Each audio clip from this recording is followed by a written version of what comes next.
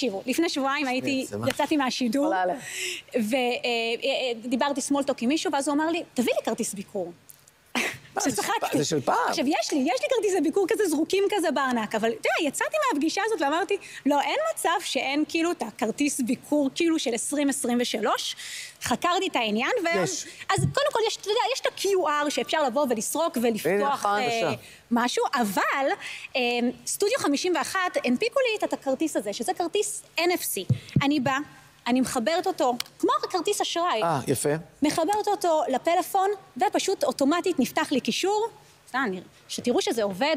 כן, תראי לנו גם. כן, שלא כמו הדברים שאת אומרת לי שהם עובדים והם לא עובדים. קישור, עכשיו, אפשר לבוא, לשמור את הטלפון, אפשר להיכנס לאתר, אפשר לראות פה סרטונים, אפילו אולי פה סרטון מהתוכנית של עדן ועודד. אופה, אולי זה פודקאסט שלך שאפשר לשמוע. לדוגמה, אני אוהבת שאת עושה לי ככה נכון, עושה לך, נשמע לך, כפרה. RTM בעצם, מה שנקרא NFC, עובד על טכנולוגיה שקשורה פשוט כמו בלוטוס, וי-פיי, היא פשוט מעבירה מידע באמצעות גלי רדיו, לא נלאה אתכם בטכנולוגיה.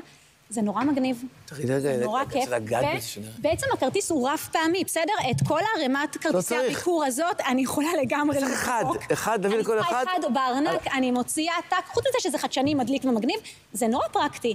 אוטומטית, שומרים את זה, אני לא אומרת לו עכשיו 052, ואת המשך המספר. ככה? זהו. ככה, איך אני עושה? כן, תצמיד. כן. נו. את רואה בדיוק כמו עם רפן. נפתח. אל תזלזלי בי, אל תזלזלי בי. פחד בשידור שזה פתאום לא יעבוד. אבל אני שמחה לדעת שעודד יותר טכנולוגי מעדן, ועדן, אנחנו לא נחזור. בבקשה, בבקשה. אני לא מאמין. בבקשה. נכון. בואי, אני לוקח את זה איתי. תשמעי, אני רוצה כזה... לא את זה אתה לוקח. לא, אני רוצה שתארגני לי את זה, אני רוצה שתארגני לי כזה. אין, מסכנה.